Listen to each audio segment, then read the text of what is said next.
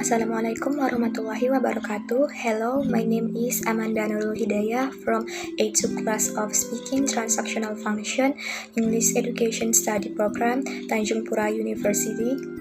In this video, I will try to imitate the expressions in the videos that our lecturer gave to us that I have learned and I think will be important for me. Alright, without any further ado, let's get started. Number 1. I am sorry or sorry. This expression can be used in several situations. The first one is to apologize when you do or say something wrong to someone.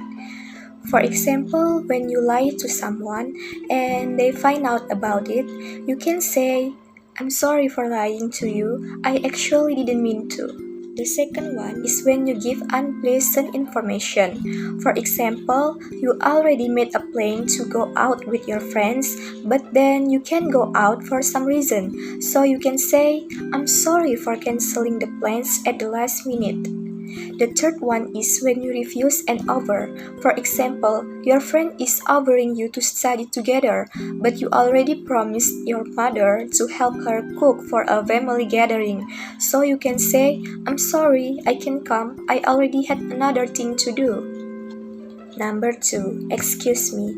This expression can also be used in several situations. The first one is to get someone's or people's attention. For example, you want to tell something to your classmates, but they are too busy with their own business. So you can say, "Excuse me, could you all please pay attention to me for a moment? I have something important to tell you guys." Or when you notice that someone isn't paying attention to what you are saying, so you can say, "Excuse me, are you listening?" The other situation is to go away from the place you are in. For example, you want to go to the toilet. You can say, "Excuse me, may I go to the toilet please?" to ask the teacher or the lecturer for permission. Number 3. Pardon me or I beg your pardon. For "I beg your pardon" case, it can be used as a formal way to say sorry. For example, you are talking to someone important or to important people, and then you are in a situation where you need to apologize for something. Therefore, you can say, "I beg your pardon." For "pardon me," it can be used to apologize too. For example, you are accidentally talking too much and you just realize it. So you can say, "Pardon me for talking too much."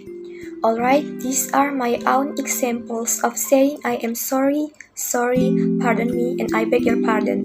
I hope you guys can practice it too in real life. Thank you for watching. Wassalamualaikum warahmatullahi wabarakatuh.